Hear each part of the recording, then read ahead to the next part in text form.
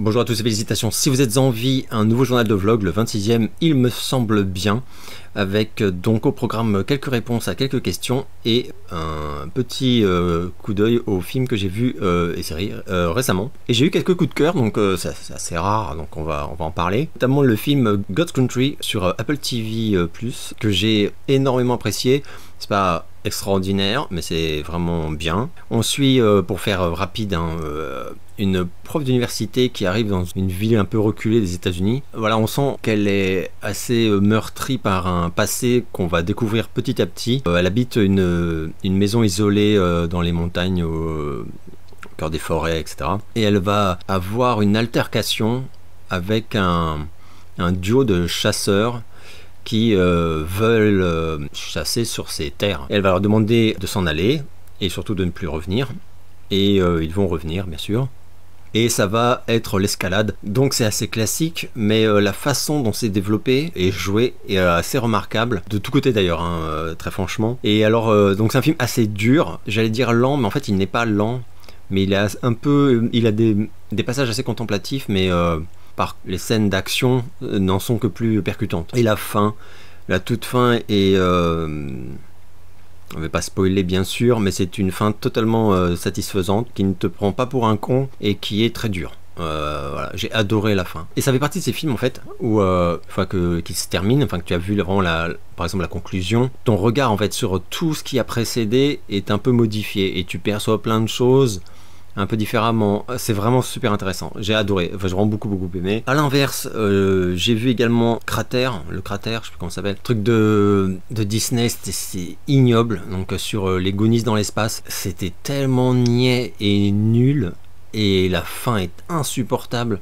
Là je vous le résume même pas, hein, mais c'est à éviter. Franchement, cratère, si ce film frappe à votre porte, n'ouvrez pas, surtout pas.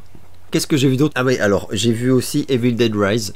Ouais, beaucoup de retard, mais j'étais pas très pressé non plus. Alors je veux dire que j'ai été extrêmement impressionné par la performance de Alyssa Sutherland dans le film.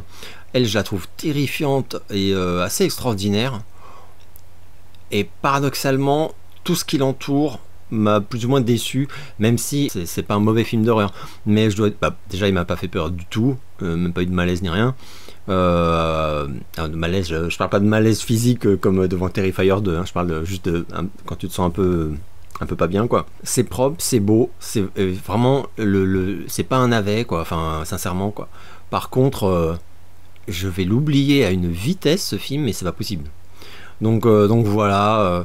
Après, j'ai vu pas mal de potes autour de moi qui sont des fans de la franchise Evil Dead, enfin en tout cas surtout des premiers. Moi, il faut savoir que j'ai jamais aimé Evil Dead en fait. C'est-à-dire que je reconnais toutes ses qualités, mais ça ne m'a jamais plu. Tous les éléments comiques, ça m'a complètement détaché du coup de l'horreur. Et j'avais pas, enfin voilà, les mélanges de ce genre, je suis pas ultra fan. Même si c'est très fragile, puisque j'avais expliqué, par exemple, dans ma vidéo sur le Loup-garou de Londres, que l'humour était hyper important. Mais c'est pas un humour qui de mon point de vue, dans le Loup-garou de Londres, qui te détache du sentiment horrifique, de l'effroi, quoi. Parce que c'est un humour, c'est de l'ironie en fait, c'est une forme de sarcasme. C'est un humour très amer, très cruel. Et du coup, ça passe en fait. C'est même parfait. Dans Evil Dead, il y a des scènes comiques. Voilà, c'est ça que je veux dire. Donc c'est génial si on aime, mais moi du coup, je sais plus si je dois rire ou... Enfin, je sais pas. Là, on n'a rien de comique du tout. Et graphiquement, il y a quelques belles idées qui sont assez flippantes, mais c'est tellement esthétisant.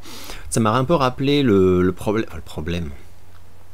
Les caractéristiques surtout le deuxième, hein, volet de Hit, enfin de ça, donc version des années 2000. Hein. J'avais beaucoup aimé le premier film, et le deuxième il m'a complètement déçu, mais alors vraiment énormément. Et notamment plus aucune peur, enfin il me faisait pas peur du tout. Par contre c'était magnifique, donc je pouvais pas dire ça me fait pas peur parce que c'est raté ou parce que machin.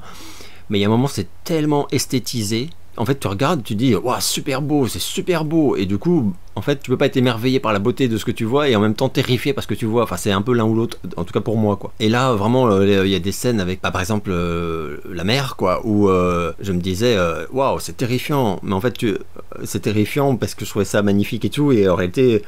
Tu le dis, mais tu ne l'es pas terrifié du tout. Donc voilà, mais bon, c'est vraiment pas un mauvais film, mais je vais pas tilter dessus, à part pour la performance de l'actrice principale, qui est, elle, vraiment, même de gueule, elle est ultra flippante. J'ai vu également The Last Kingdom, donc la conclusion de la série du même nom, que moi j'avais bien aimé. Je sais qu'il y en a pas mal qui disent c'est un peu le Viking du pauvre, quoi.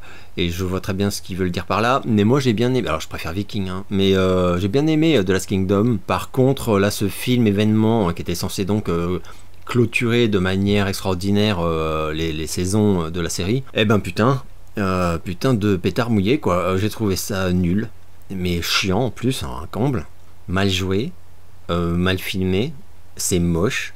Mais vraiment, c'est visuellement moche, tout est moche, les plans sont moches, tous. Oh putain, l'intrigue, mais t'en as rien à péter, quoi. C'est bidon, en plus, enfin, c'est ça l'intrigue de la conclusion de la... Enfin, j'ai pas compris, je n'ai rien compris. Donc je rejoins, j'ai vu que c'est très très divisé, les réactions. Il y a ceux qui disent que c'est c'est génial, et il y a quand même beaucoup de monde qui sont extrêmement déçus. Je suis extrêmement déçu. Voilà, je ne vais pas vous refaire un poisson nommé Vanda, mais je suis très déçu. Qu'ai-je vu d'autre récemment? J'ai vu Dashcam, tout petit film d'horreur par le réal qu'avait fait Host, il me semble, durant le confinement, où c'était que... Enfin, c'était le film fait qu'avec l'utilisation de webcam. Et là c'est pas très loin de ça, hein, à nouveau, c'est un peu différent quand même, mais on est toujours dans le principe de caméra embarquée, et on va suivre une nana qui existe d'ailleurs, hein. C'est très drôle parce qu'en fait c'est évidemment une fiction, mais la meuf existe vraiment, elle fait vraiment, je sais plus comment ça s'appelle, band car, je sais plus quoi, c'est à dire qu'en fait elle conduit, elle fait des vidéos en fait, et d'ailleurs sur YouTube vous trouvez sa chaîne sans problème, hein. Elle fait des vidéos où elle rappe en improvisant, et les gens de sa commu en direct en fait lui lance des mots ou des noms et des trucs comme ça, et elle doit les incorporer dans son rap en impro, quoi. C'est absolument génial. Et donc c'est assez drôle, et c'est une nana un peu folle, voilà, avec énormément de caractère, à qui il va arriver, donc elle quitte les États-Unis pour aller passer un séjour en Angleterre, et il va se passer 1 milliard de trucs, et on la suit en permanence, et c'est bien délirant. J'ai trouvé ça...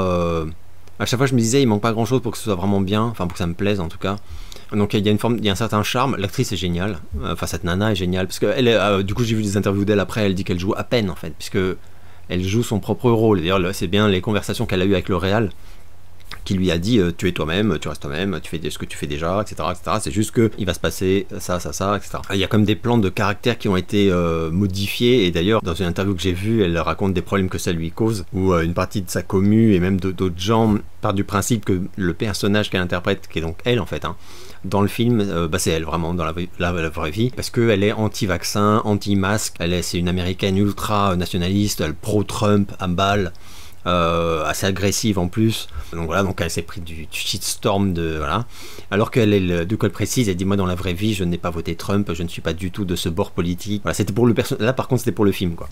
Bref, j'ai trouvé ça fun, pas extraordinaire, pas flippant du tout. Par contre il y a des moments où c'est vraiment dégueulasse visuellement, et ça n'a pas, là je me dis que c'est un peu pour faire le buzz, mais je peux le comprendre, c'est un tout petit film, mais il y a vraiment des scènes dégueu qui sont pas, qui apportent rien de mon point de vue. Et le point fort du film c'est son générique de fin. Alors tout le monde le dit, donc c'est pas très original, mais le générique de fin, c'est donc la nana au volant de sa bagnole, et c'est un montage en fait de séquences où elle rappe en impro, donc ce qu'elle fait donc dans la vraie vie, et où elle rappe, et en incruste on a les crédits qui défilent, donc le réal, les assistants, les machins, etc. Et elle chope les noms dès qu'ils apparaissent, et elle les fait, en fait elle fait sa routine, quoi, son truc habituel, donc elle les incorpore à son rap, et donc évidemment comme c'est du rap, c'est trash, donc en fait elle les fracasse tous avec des punchlines. C'est super drôle, quoi, en les citant, quoi. Mais c'est génial, c'est absolument génial, et c'est excellent, c'est génial parce que c'est fun, mais surtout c'est même à l'oreille c'est excellent, ça donne un super rap, quoi, mais de ouf. L'instru défonce, faut dire, ça aide aussi, même son flow, elle a un flow génial. Moi je vous recommande pas particulièrement de voir le film, mais par contre de voir la séquence de générique de fin, quoi, qui est long, hein, du coup. Et alors vous avez une chance, c'est qu'il a été uploadé sur YouTube. Donc en fait si vous tapez Dashcam End Credits par exemple, vous tombez sur tout le générique de fin dont je viens de vous parler. Donc limite regardez que ça, c'est vraiment excellent. J'ai vu également The Tank, Petit film d'horreur que j'ai déjà à moitié oublié, qui est vraiment pas bon, sur un couple en difficulté, où le mec va apprendre qu'il hérite d'une baraque dont il ignorait l'existence en fait, hein, complètement, qui est hyper loin, mais dans un... comment dire, dans une zone à la fois sauvage et féerique, enfin paradisiaque, etc. Et donc il va y aller avec sa femme et leur enfant, et il y a un water tank, c'est une trappe en fait, avec comme un sous-sol en fait, mais qui pour recevoir l'eau et filtrer l'eau, enfin tout. Et mais c'est immense. Et voilà, il va y avoir une créature. Et ils vont enquêter sur le passé de cette baraque. Ça aurait pu être pas mal, mais c'est ultra conventionnel et la fin justifie les moyens, mais non, là pas du tout. Là, la fin est vraiment pas bonne, non. Donc voilà, et même les scènes en fait, avec les créatures, il y a des trucs complètement incohérents. C'est très problématique pour aider au scénar en fait. Donc on a des créatures qui changent de comportement selon ce qui arrange le scénar. Voilà. Donc bref. Et j'ai vu Fearway aussi. Alors Fearway, encore un tout petit film d'horreur sur un couple qui se perd. Bon, ils sont sur la route, ils ont une situation qu'on va découvrir durant le film, et ils se retrouvent pourchassés par une bagnole noire, grosse Mustang Challenger il me semble. Ils vont s'arrêter à une petite station-service perdue. Là on est vraiment, c'est décor, c'est comme dans Breaking Bad quoi. Et là, ils vont être piégés, en fait. C'est-à-dire que les gens se comportent un peu bizarrement dans cette station, enfin dans ce lieu. Et quand ils vont repartir, ils vont retomber sur la station et réaliser qu'ils sont en fait bloqués. C'est-à-dire qu'ils ne peuvent plus s'échapper de ce lieu. Chaque fois qu'ils prennent la route, ils retombent sur cette station. Enfin, ça, c'est pas mal. C'est pas mal, ça rappelle un milliard de trucs. Hein, mais voilà, c'est très quatrième dimension. Et ils sont à chaque fois, à nouveau aussi, pourchassés par ce mec qui ne les abandonne, enfin qui ne les lâche que quand ils rentrent se garer devant la station.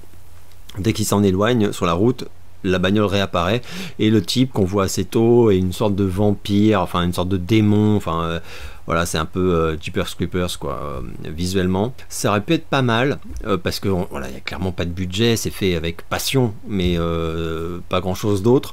Il y a des chouettes plans, il y a des plans qui sont assez beaux, les acteurs sont pas mauvais, mais c'est très conventionnel. Et surtout, ça se délite un peu à partir d'une heure à peu près, et la fin est très très très décevante. Très décevante. Je suis super étonné de cette fin, bref. Donc voilà, je recommande pas du tout. Et alors, et en série, j'ai eu deux coups de cœur très différents. Silo. Alors Silo, je suis comme tout le monde, je suis ébahi. D'autant que moi, contrairement à certains, je suis pas du tout fan de ce genre de truc. C'est-à-dire, je redoutais le syndrome Lost. Assez dès le premier épisode en fait, je me suis dit oula, ça démarre beaucoup trop fort en fait, ça va s'étirer, je vais être que déçu.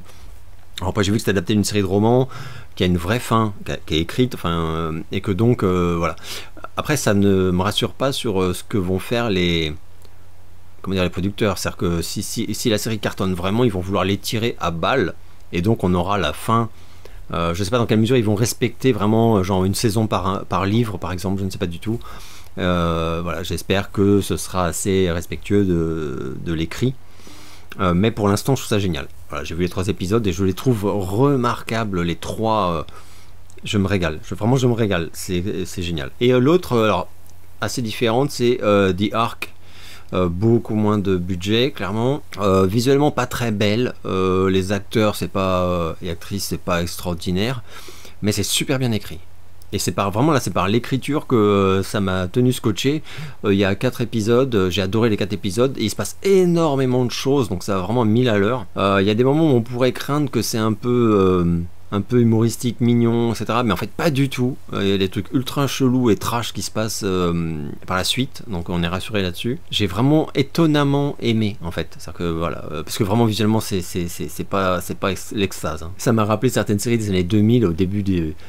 Enfin, t'as des trucs de CGI, c'est... Oh, je pense qu'ils ont payé beaucoup d'argent, mais c'est vraiment...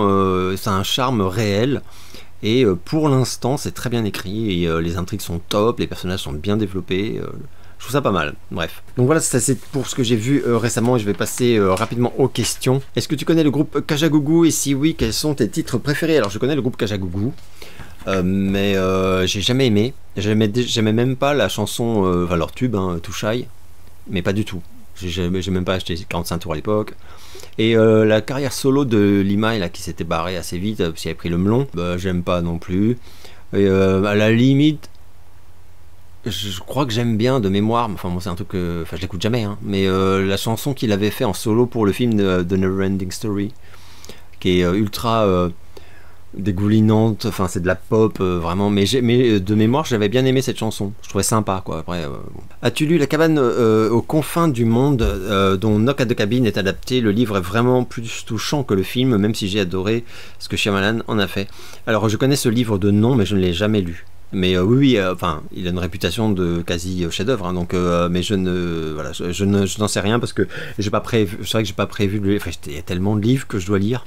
Bref, dans une de tes anciennes vidéos que je rattrape peu à peu, tu nous dis avoir beaucoup apprécié Take Shelter de Jeff Nichols.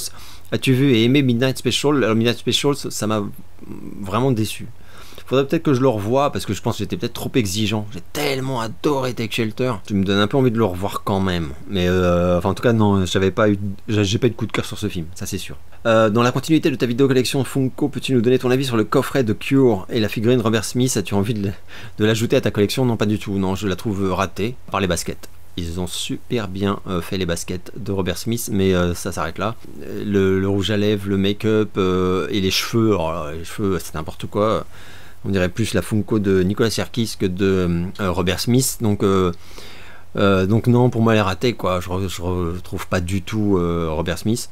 Donc non. Mais moi je les prends uniquement vraiment quand je les trouve chouettes, qu'elles me font rire et qu'elles me plaisent esthétiquement parlant quoi. D'ailleurs je sais plus qui me demandait l'autre jour, est-ce que tu as toutes les Funko de Ghost? Et non, j'en ai que 3, donc non. Est-ce que tu as déjà vu Dom Hemingway avec Jude Law?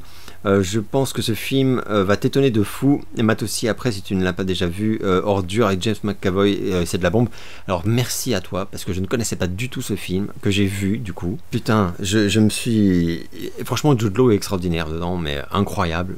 J'en ai jamais entendu parler, je comprends même pas comment c'est possible. Je n'ai jamais entendu parler de ce film. Donc voilà. Et je me suis fait un fou rire, mais d'une violence, j'en avais mal au bide, les larmes aux yeux, etc. Je me suis même remis la scène, coup sur coup, quoi, pour tellement j'étais choqué de ce que je voyais. Alors, si vous avez vu ce film, donc je vais vous dire de quelle scène il s'agit, c'est la scène du gant. Pardon, voilà.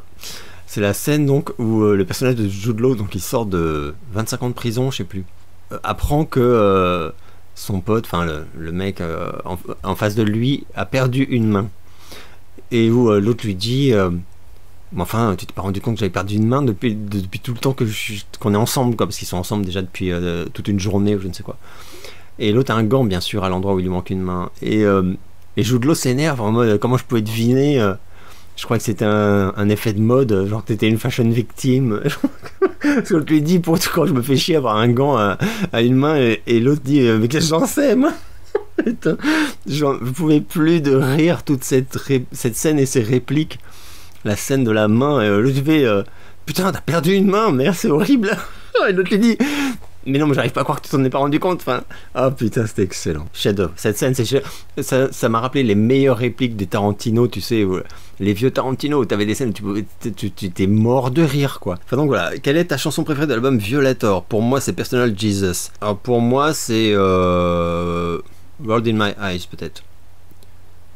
Même si Enjoy the Silence évidemment est une des plus belles chansons pop au monde.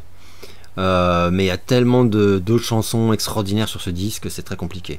Personal Jesus, magnifique, même si j'hésite à dire que je préfère la version de Manson. J'en parlais, les reprises de Marilyn Manson la dernière fois, la version de Personal Jesus par Marilyn Manson, mais wow, la violence du truc, incroyable. Et d'ailleurs, j'avais pas cité, mais vous êtes plusieurs à m'en avoir parlé, la reprise extraordinaire qu'a fait Marilyn Manson de la chanson Cry Little Sister de Lost Boys. Génération perdue donc, et voilà, et là la version de Manson est pour moi 1000 fois meilleure que la version originale. Connais-tu l'ouvrage Les ovnis du cinéma fantastique et de SF de Alain Puzzoli? Pourrais-tu conseiller quelques films ovnis méconnus que tu aimes? Alors je connais cet ouvrage, je l'ai jamais acheté, je l'ai pas feuilleté, mais je trouve l'idée géniale. Et alors ovni, donc objet filmique non identifié, je saurais pas trop, j'en ai sélectionné 3 dont 2 je crois, ouais 2, mais c'est très subjectif du coup. Forcément, ça repose, c'est un peu, enfin, subjectif oui et non, parce que c'est un peu comme les nanars, c'est pas subjectif. Il y a des critères qui font que ça peut pas être un nanar, par exemple, même si c'est tentant parfois de le mettre dedans, etc. Je pense que pour les ovnis, c'est un peu pareil. J'ai pris deux films, un sérieux et un vraiment what the fuck. Le sérieux, c'est Fisher King, donc le roi pêcheur. Pour moi, qui rentre dans cette catégorie ovni, et que j'aime énormément. Voilà, film à la fois connu et pas si connu que ça. Et alors dans un style très très différent, pour moi totalement ovni, Killer Clowns from Outer Space. Et d'ailleurs je précise bien ovni et pas nanar. Pour moi c'est pas du tout un nanar, mais c'est un putain d'ovni par contre. Si vous l'avez jamais vu, Killer Clowns from Outer Space, pareil, hein, film ultra culte, mais pas non plus connu de ouf. Donc voilà, toi qui aimes Tim Roth, as-tu vu le très émouvant La légende du pianiste sur l'océan, un film qui respire un peu fort le mélodrame des années 90 avec les restes des décors de Titanic, mais qui est magnifique. Je l'avais vu, j'avais trouvé que c'était un peu trop pas gnangnan, mais un peu trop mélodrame comme tu le dis, mais c'était quand même excellent. Tim Roth, magnifique comme d'hab. Je n'ai pas adoré, mais oui, je vois ce que c'est. As-tu déjà regardé la parodie de super-héros Captain Orgasmo de 97 réalisée par Trey Parker? Perso, ce film me tue de rire. Mention spéciale pour l'acolyte Choda Boy. D'une manière plus générale, quelles sont les comédies qui te font rire? Alors Captain Orgasmo, ouais, je l'ai vu et j'avais beaucoup aimé. Je l'ai jamais revu depuis, mais c'est un film vraiment très con, mais con intelligemment donc. Sinon les comédies, j'en parle souvent, tous les trucs genre Chevy Chase, des trucs avec John Candy, des trucs comme ça, même parce qu'on parlait il y a pas longtemps de Brendan Fraser, je suis un mec qui a adoré Endiablé, voilà. Endiablé, putain. Oh là là, il y a des scènes, j'en pouvais plus de rire. Endiablé, excellent. Envy, ah oui, alors Jack Black. Putain, les comédies avec Jack Black, j'adore. Envy aussi, je crois que j'en parlais avec le copain Captain Hook il y a pas longtemps, donc avec Jack Black et Ben Stiller, il me semble, qui est pas bien noté, pas très connu, et que moi j'adore. Je trouve ce film génial, et en plus c'est un film super. C'est à la fois super cruel et super drôle. Ah oui, alors le générique de fin aussi. Le générique de fin de Envy, j'en pleurais de rire. Mais j'en pleurais de rire, quoi. Donc oui, ils vantent les mérites d'un nouveau produit. Je ne vais même pas dire ce que c'est si jamais vous n'avez pas vu ce film. Et ils disent toutes les situations où ce produit pourrait être génial, par exemple. Et ah putain, les deux là, mais j'en pouvais plus de chier de rire. Extraordinaire. Envy à voir, hein, si vous ne l'avez pas vu, vraiment à voir. Totalement mésestimé, sous-estimé. Je n'ai jamais compris le beat de ce film. Vers les 25 minutes de ta vidéo journal de vlog, tu nous dis dans le plus grand des calmes que ta mère était amie avec la mère de Tupac. Il va falloir développer un peu plus. Tu ne peux pas nous laisser en suspense comme ça. Oui, alors vous êtes plusieurs à m'avoir fait cette remarque en fait suite à ce passage. Donc développer, là c'est un JDV, mais juste pour expliquer en 2 secondes. En fait, donc oui, parce qu'on m'avait demandé ce que je pensais de la libération du père de Tupac Shakur, et je n'étais pas au courant et j'en pense rien du coup parce que je suis pas trop au courant. Par contre, j'ai dit que oui, Afeni était une amie de ma mère, donc la mère de Afeni Shakur, la mère de Tupac. Et oui, dit comme ça. Et alors en fait, c'était dans les jeunes années de ma mère, tout simplement parce qu'elles étaient toutes les deux au sein des Black Panthers, donc du parti des Panthères Noirs, pardon. Et donc c'est comme ça qu'elles se sont rencontrées et qu'elles ont sympathisé. Et voilà. Donc c'est dans ce cadre-là en fait, puisque Afeni Shakur était membre des Black Panthers. Est-ce que tu connais et as écouté le groupe suisse de Young Gods? Ouais, jamais été fan. Par contre, j'avais un maxi CD, je me souviens. J'ai oublié le titre de la chanson, une chanson que j'adorais de Young Gods. C'était au début des années 90, mais c'est le seul truc que je possède d'eux. Donc voilà, je suis pas hyper calé quoi. Mais j'adorais ce truc. Je me souviens, c'était la pochette, c'était comme un ciel rouge avec marqué en jaune Young Gods comme des rayons de soleil. Enfin, c'était assez voilà. Que penses-tu des albums suivants? Head on the Door de Cure, Low de David Bowie, Signals de Rush? Je te demande ça car ce sont les albums préférés de Train 13 Nord. C'est pour ça que c'est pas anodin. Si je te pose la question, alors Train 13 Nord, faut savoir, c'est un peu comme Axl Rose et Manson, ils ont leurs albums, mais c'est comme moi en fait. Enfin, je pense que c'est comme pour tous les passionnés de musique, les albums préférés de ces gens-là. Mais si je fais la compile de tout ce qu'ils ont cité en interview comme étant leurs albums préférés, etc., genre t'as 50 disques de 50 groupes différents, quoi. Ce qui est génial, ce qui montre aussi l'éventail, quoi, de ces artistes. Donc ouais, alors Head on the Door et Low, c'est des albums que je vénérais déjà bien avant même l'existence de la Nicheness. Donc ouais, ce que j'en pense, Head on the Door, c'est un chef-d'œuvre, et Low, c'est un putain de chef-d'œuvre aussi. Alors Signals, par contre, moi je suis pas fan de Rush, je connais extrêmement mal. Ça fait plusieurs fois qu'on m'en parle en me disant tu devrais écouter ce groupe. Et ouais, il faudrait que j'aille écouter parce que je vois même pas ce qu'ils chantaient en fait. Donc il y a forcément des tubes que je connais sans savoir que c'est d'eux, quoi. Comme ça peut arriver. Donc je vais me pencher sur ce cas-là. Mais voilà, mais j'en parle régulièrement, mais c'est du fait que les artistes te font découvrir d'autres artistes ou changent ton regard. Ça, je trouve ça super intéressant. Axl Rose, il m'a fait changer mon regard sur Queen quand j'étais gamin, sur Elton John, sur pas mal de trucs. Manson, pareil.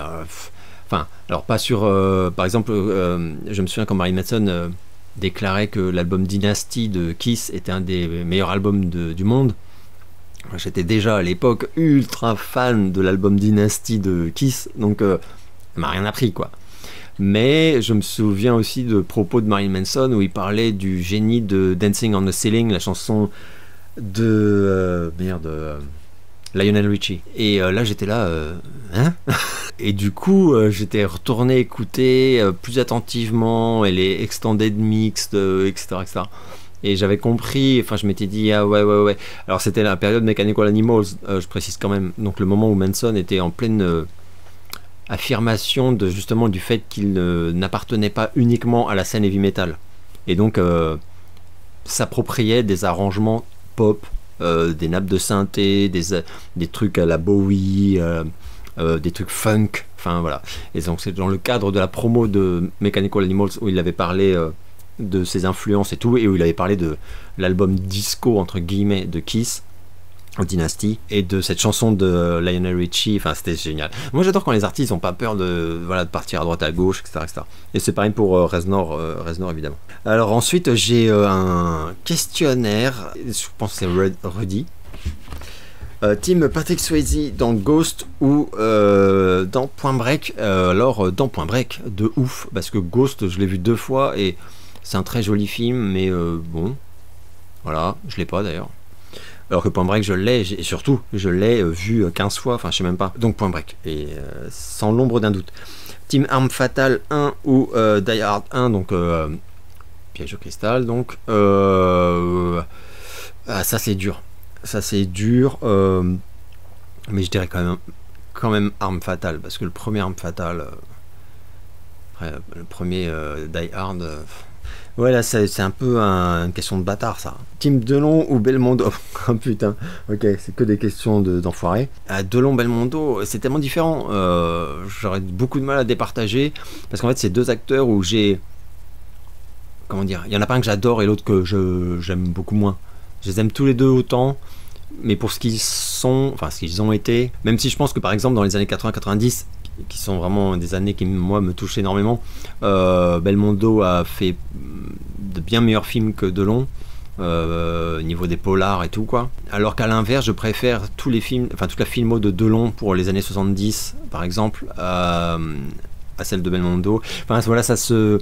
Mais ils avaient chacun leur style. Après j'ai peut-être un peu plus d'affection pour Belmondo, mais j'adore Delon. Enfin je sais que c'est très à la mode de lui vomir dessus. Immense acteur, enfin les deux, hein. Donc je refuse de choisir en fait entre ces deux-là. Quelles sont tes guitares héros préférées? Alors j'ai jamais vraiment eu de guitare héros. Par exemple, je parlais de Axl Rose tout à l'heure, je n'aime pas du tout Slash. Je vais me prendre des graviers dans la gueule, mais j'aime pas son style. Enfin, ça me gêne pas, hein, mais je suis pas du tout admiratif, hein. Alors que par contre je suis hyper impressionné par le style de Warren DeMartini. Ah ouais, mais alors vous connaissez pas. En fait j'ai des guitares héros, mais c'est dans des groupes beaucoup moins connus. Par exemple le guitariste de Rat, dont je viens de parler, en fait lui c'est un de mes guitares héros, c'est une façon de jouer que waouh. George Lynch aussi, le guitariste de Dokken. Alors c'est des mecs ultra connus aux États-Unis, hein, je précise, mais dans la scène heavy metal. Enfin, George Lynch, il a explosé au-delà de la scène heavy metal, mais il n'est pas connu comme un Slash ou je sais pas quoi. Après, l'évidence, c'est aussi de citer Steve Stevens, dont j'adore le style, voilà, par exemple. Donc sur tous les albums de Billy Idol, évidemment, enfin presque, sauf un, je crois. Mais aussi dans ses collabs avec Michael Jackson, et aussi en solo avec l'album Atomic Playboys. Voilà, le jeu de guitare de Steve Stevens, incroyable. Après, il nous a quitté il n'y a pas longtemps, Jeff Beck. Je vénère notamment l'album Flash, qui est pas mal sous-estimé, je trouve, alors que c'est un chef-d'œuvre total. Donc voilà, enfin bon. Voilà pour les guitares héros. Après, j'en ai pas trop d'autres qui me viennent en tête. Quel est ton médium artistique préféré? Livres, vinyle, CD, peintures, sculptures, etc. C'est la musique. Donc après, la musique sur quel support, je m'en fiche un peu. Mais c'est la musique quand même. La musique, ensuite la littérature et ensuite le cinéma. Voilà, ça c'est vraiment pour être tout à fait franc. Par contre, il y a un écart très faible entre ces trois passions-là. Voilà, il y a pas... je les aime presque autant. Mais la musique est quand même la chose la plus importante dans ma vie. Avec quel dieu de l'Olympe verrais-tu Syndrome faire un duo? Non mais ça, je refuse de répondre à ces questions. C'est drôle, par contre c'est drôle. Michael Jackson est né sous le signe de la Vierge et il me semble que tu es né sous le signe du Scorpion. Quel genre de musique ou de chanson représenterait le plus ces deux signes pour toi? Alors pour la Vierge, je ne saurais pas trop dire parce que je suis nul en astrologie. Je sais même pas à quoi... Je sais même pas ce que ça signifie en fait les signes. C'est-à-dire que... Voilà, moi quand j'étais jeune, on me disait oh, t'es Scorpion, aïe aïe aïe aïe aïe. Tiens, je disais ah bon. Voilà, j'ai aucune idée, genre voilà, je sais pas, je sais qu'il y a des signes où ils ont une sale répute. C'est-à-dire que quand tu dis ton signe astrologique, on te regarde, voilà, c'est pas bien. C'est pas de chance, c'est pas bien, c'est un peu, voilà, c'est pas de ta faute, mais voilà, tu tombes un peu d'une marche quoi. Et Scorpion notamment. Scorpion, c'est pas des personnes géniales apparemment. Enfin, elles sont à problème. Enfin bon. Alors qu'il y a d'autres signes où ah ouais, mais il est génial, mais c'est normal, il est balance. Enfin, toi par exemple, hein, je sors ça au hasard. Hein, mais donc voilà, donc j'en sais rien du coup. Par contre, du coup, je peux pas te dire le Scorpion c'est tel style de musique, je pense, parce qu'en fait j'en sais rien quoi. Ouais, si je me fie à moi-même. Je dirais un style de musique bruyant et énervé du coup, parce que c'est quand même les trois quarts de ce que j'écoute. Team Je t'aime moi non plus ou Team La Décadence? Je t'aime moi non plus. Ouais. Quel est pour toi le véritable dernier grand titre que Michael Jackson ait composé? Pour moi personnellement c'est Stranger in Moscow, pour moi aussi, j'en ai parlé d'ailleurs il y a quelques temps. Mais pour moi, la dernière très grande compo de Michael, c'est Stranger in Moscow, sans l'ombre d'un doute. Quelle a été la réaction du jeune Alex en 87 lorsqu'il a vu la pochette de l'album Bad et le changement physique de Michael Jackson? J'étais halluciné, d'autant que je l'ai découvert par le magazine Rock and Folk, qui était le premier journal ou magazine, enfin c'était le premier truc de presse en fait à avoir révélé le visuel de l'album Bad. Et donc je m'étais jeté dessus et j'avais été en état de choc parce que bah, c'était choquant. Sauf que moi par contre, je l'ai montré hein, dans ma vidéo sur Michael, il me semble, hein, oui c'est même sûr, parce que je l'ai évidemment, le rock'n'folk en question de l'époque. Même si pour moi c'était un choc très exaltant, enfin je trouvais ça génial, parce que j'ai toujours adoré les gens qui travaillaient leur image, leur apparence, avec un regard artistique qui en jouait, etc. Voilà, c'est un truc qui me parle, quoi. C'est comme c'est une expression artistique en fait, mais en s'utilisant soi-même. Et je trouve ça super intéressant. Enfin, Bowie a fait ça à Bâle. Il y a des artistes que ça n'intéresse pas du tout. Enfin, mais moi j'aime beaucoup tout ce qui est visuel. Enfin voilà, il y a qu'à voir tout ce que j'écoute. Enfin, genre Ghost, tout est visuel. Marilyn Manson, c'est ultra visuel. Kiss, n'en parlons pas. Prince, les looks de Prince, c'est hyper important. Enfin, même je parlais de Cure tout à l'heure, le look de Cure. Enfin, il y a quand même beaucoup d'artistes que j'adore où il se trouve qu'ils travaillaient énormément leur image pour impacter quoi. Et donc moi je trouvais génial que Michael, parce que j'aimais beaucoup aussi ce style. Voilà, alors à l'époque de Bad, on disait il a un look un peu asiatique, bizarre, qu'il n'avait pas évidemment du côté de Thriller. Et puis le côté féminin, ça commençait un peu, parce qu'on commençait à voir vraiment qu'il se mettait du liner, enfin des choses comme ça.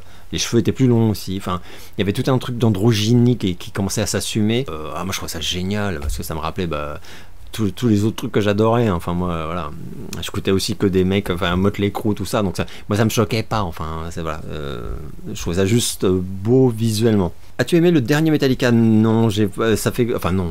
Franchement, je le trouve pas mauvais, mais il est trop. Moi, j'aime bien Metallica quand c'est down tempo. Donc là, vous allez tout de suite voir ce que je veux dire. Donc voilà, donc les chansons trop rapides, avec des rythmiques trop rapides de Metallica, je décroche. Et ça me fait un peu... Enfin, Megadeth moins, mais ça marche mieux sur moi. Mais Metallica, donc dès que c'est... avec des rythmiques de mitraillette et tout, j'ai beaucoup de mal. Donc je suis pas très fan.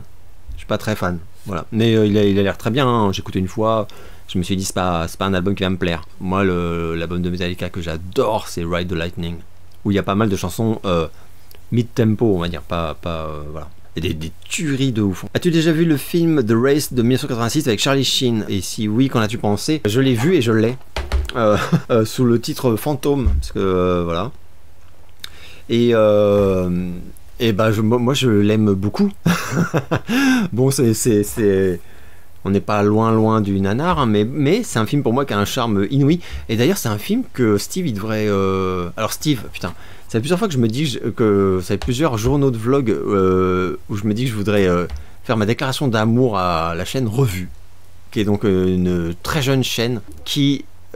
a un ton génial et que j'adore, et je regarde toutes les vidéos, et à toutes les vidéos je me marre mais de ouf. Donc c'est Steve qui fait des résumés de films, alors principalement des films des années 80, mais pas que. Il y a aussi tous les vendredis il y a un nanar qui est chroniqué, enfin qui est pas chroniqué justement, qui est résumé. C'est ça aussi que j'adore, c'est qu'il ne fait pas de critique, il fait des résumés. Donc par contre il vous spoil tout, c'est voilà. Donc mais alors du coup c'est quand même génial, parce que ce soit un film que tu aies vu, donc du coup c'est parfait en fait, mais même quand tu l'as pas vu, il réussit à te donner envie de le voir tout en t'ayant tout spoilé. Moi il y en a deux qu'il faut que je vois, que j'ai jamais vu de ma vie, et dont j'ai regardé les résumés et je me suis dit il faut absolument que je vois ce film. Donc c'est génial, et il y a un ton, il y a un truc, ça sort du lot, je sais pas comment dire, il a sa patte, et voilà. Et je connaissais pas de chaîne en fait, il y en a, ça existe forcément, mais je ne connaissais aucune chaîne qui fasse des résumés de films. Pas des critiques, des résumés. À la toute fin, il donne son avis, mais c'est vraiment... ce qui est génial, c'est toute son interprétation et retranscription de l'intrigue, de tout. Et alors, il y a énormément de second degré. Voilà, c'est génial. Et Steve, il faut absolument que tu nous fasses ça, hein. C'est obligé. Alors, par contre, il va me le mettre en vendredi nanar, c'est sûr. Ah oui, et d'ailleurs, j'avais collaboré il y a quelques mois à une de ses vidéos sur... c'est vraiment tout début de sa chaîne, il m'avait proposé de choisir un vilain des années 80 pour une vidéo, voilà, qu'il faisait, et où il y a mon pote Fred d'ailleurs aussi d'Étoiles et des Poils qui est dedans, moi j'avais parlé de Ivan Drago dans cette vidéo. Et donc voilà, donc ouais, bah, moi j'aime beaucoup, c'est très con, c'est pété de défauts, mais il y a un charme de ouf, et des scènes mais cultissimes. Donc ouais, j'aime beaucoup. Et d'ailleurs au tout début de ma chaîne, quand je faisais les critiques du vidéo club, il était sur la liste de ce que j'envisageais de faire plus tard, et puis après j'ai un peu abandonné ces critiques là, parce que trop de chaînes qui font la même chose en fait, hein, tout simplement, hein. C'est vraiment ça la raison. Je voulais te demander si tu connaissais les groupes Skinny Puppy, Paradise Lost, et ce que tu en pensais. Alors je connais bien ces deux groupes. Paradise Lost, jamais été fan du tout. Skinny Puppy non plus. Par contre, étrangement, je suis très fan de la carrière solo de Ogre. Donc voilà, donc j'ai 3 albums, je crois, que j'aime énormément. Je les ai en CD, et j'aime beaucoup Ogre. Beaucoup plus que ce qu'il peut faire au sein de Skinny Puppy. Je trouve que c'est plus riche, plus inspiré, peut-être plus libre. Enfin, je sais pas. Alex, te rappelles-tu du beef entre Michael Jackson et Eminem? Ouais, je m'en rappelle super bien, évidemment. Ça m'avait à la fois fait rire et à la fois un peu peiné, parce que pour ceux qui savent pas, en fait, Michael Jackson dès le début d'Eminem avait manifesté son admiration en fait pour le rappeur, et en fait très rapidement Eminem a vomi sur Michael de façon, après c'était un peu normal en fait. C'est quand même un rappeur provoque, trash quoi, il allait pas dire juste merci, je suis honoré, tu vois. Mais bon, c'est vrai qu'il lui en a quand même mis plein la gueule, et je sais que ça avait vachement peiné Michael Jackson, qui était vraiment admiratif du talent d'Eminem. Donc voilà, après c'est un peu le jeu de l'image aussi, c'est le bad boy, enfin c'est-à-dire quand il y a 2 artistes comme ça, bon. Et il y avait eu le même problème d'ailleurs, ça me rappelle l'affaire, le clash entre Axl Rose et Kurt Cobain, voilà, au tout début de Nirvana, où Axl Rose avait fait un peu comme il l'a fait plus tard d'ailleurs avec Nine Inch Nails, C'est-à-dire il avait soutenu Nirvana et il avait dit Kurt Cobain c'est un génie, ce groupe c'est incroyable, il y a trop de talent, machin. Il y a même des photos d'Axl Rose qu'on peut trouver, hein, où il a des casquettes Nirvana, enfin il faisait vraiment la promo quoi, enfin il était fan et dès qu'on lui a tendu des micros quand le groupe a un peu décollé, de son côté Kurt Cobain il a juste dégueulé sa haine de Guns N' Roses qui était au sommet du sommet, enfin c'était je crois la tournée Use Your Illusion à l'époque, enfin donc voilà, il dominait le monde quasiment quoi. Et donc la posture de Cobain était un peu obligée de, enfin, effectivement c'est un peu comme pour Eminem, il pouvait pas, tu peux toujours, mais donc j'ai pas été très surpris quand Cobain a dit être aimé par Axl Rose c'est pire que d'avoir chopé sida, enfin j'en sais rien, enfin c'est voilà, il était dégoûté, il avait honte et tout, mais je trouve ça un peu, ça le tirait pas vers le haut quoi. La question que tout le monde se pose, Alex, quelle est ta saga de film préférée et a-t-elle évolué avec le temps? Je crois qu'un certain Sly en fait partie, si je ne dis pas de bêtises. Pour ma part c'est la trilogie Retour vers le futur qui est culte à tout point de vue selon moi. Alors Retour vers le futur effectivement c'est sans doute même d'ailleurs une des sagas les plus, enfin après Star Wars quand même, mais les plus aimées j'ai envie de dire. Moi ça reste Rocky effectivement, hein, on va pas se mentir. Il y en a plein d'autres que j'adore, hein, mais alors il y en a plein que j'aime, enfin il y a plein de sagas que j'apprécie mais où je suis pas en adoration non plus. La seule vraiment où c'est le cas c'est Rocky, ouais, non ça n'a pas changé, ça aurait pu changer avec les années, d'autant que des films s'y sont greffés. Alors je parle pas des bouses Creed, hein, qui, je suis comme Gilles Morgan là-dessus, je ne l'incorpore pas à la saga Rocky, hein. Par contre on a eu Rocky Balboa, enfin, mais ouais non ça reste Rocky. Team Paul Newman ou Team Steve McQueen? Alors Team Paul McQueen. Je sais pas, j'aime beaucoup les deux. Peut-être une petite préférence pour Steve McQueen quand même. Pas de beaucoup quoi. Te souviens-tu du discours de Michael Jackson en 2001 à Sony Music contre Tony Montana, j'allais dire. Tommy Motola et les médias, ouais je m'en souviens, enfin on s'en souvient tous, hein, quand on a été grand fan de Michael. Et honnêtement c'est un des pires moments de ma vie de fan de Michael, mais pour beaucoup, hein, enfin sur les forums tout le monde dit à peu près la même chose, c'est à dire que c'est le moment où c'était très compliqué d'assister à ce naufrage et c'était un cauchemar réveillé honnêtement, hein. C'est à dire voilà de voir une idole s'humilier publiquement, à dire de la merde, des trucs qui n'ont aucun sens, des contre-vérités, c'était horrible, et en plus on voyait tellement qu'il était abruti d'opiacés, enfin mon dieu quel malaise, c'était atroce, et c'était vraiment, alors par la suite, enfin tous les biographes, tous les journalistes, tous les gens un peu sérieux ont fait preuve d'une certaine tolérance, indulgence, voilà, on va dire, concernant cet incident, parce que c'est vraiment un incident quoi. C'était triste de voir ça, et oui je voulais dire que les biographes par exemple sont un peu indulgents parce que Michael était aux mains de gens mal intentionnés qui le manipulaient complètement, et il a fait énormément de conneries dans ces années-là, cette période-là. Il n'était pas vraiment lui-même, enfin il était complètement éteint, enfin c'était horrible, mais c'était triste à voir quoi. Non, mais ce discours il est ultra malaisant, hein. Quand tu écoutes, il dit n'importe quoi, enfin, il mélange tout, et en plus, alors Tommy Motola il avait plein de défauts, hein. Il avait des raisons de lui en vouloir, mais les mensonges qui sortent sur le mec, enfin on sait que c'est faux, enfin c'était très compliqué, et puis ça faisait vraiment, c'est comme le mec qui est licencié et qui du coup n'arrive pas à gérer l'humiliation publique que c'est quoi, et va colporter des conneries hallucinantes sur son patron, enfin ex-patron, je sais pas quoi, mais qui sont pas crédibles, enfin c'est compliqué. Que penses-tu de Chris Cornell et Jack White? Alors je les respecte tous les deux, mais je ne suis fan d'aucun des deux. Bon, peut-être un peu plus de Chris Cornell quand même. Jack White j'aime vraiment pas, je suis pas, je sais qu'il a beaucoup de talent, mais c'est vraiment pas ma cam quoi. Connaissais-tu le groupe des années 80 Go West avec Peter Cox? Putain, alors je l'avais complètement oublié et j'arrive même pas à me rappeler ils ont fait au moins un tube, il y en a peut-être eu deux même, mais j'arrive pas à m'en souvenir. Par contre je revois très bien le look, les clips, tout ça, l'ambiance. De mémoire pardon, c'était un peu style Pet Shop Boys, mais je peux me tromper, je sais pas, je sais bah, mais oui je me souviens très bien du groupe, mais voilà c'est tout. Il faut absolument que je réécoute. Dès que j'ai fini, je vais aller réécouter. Écoutes-tu Tim Scold, l'ancien bassiste de Manson? Oui, mais je l'écoutais même bien avant qu'il rejoigne Marilyn Manson, puisque je vous les ai montrés d'ailleurs dans ma vidéo sur le heavy metal. Moi j'étais fan du tout premier groupe de Tim Scold, Shotgun Messiah, dont j'ai tous les albums, et qui était génial, qui était absolument génial.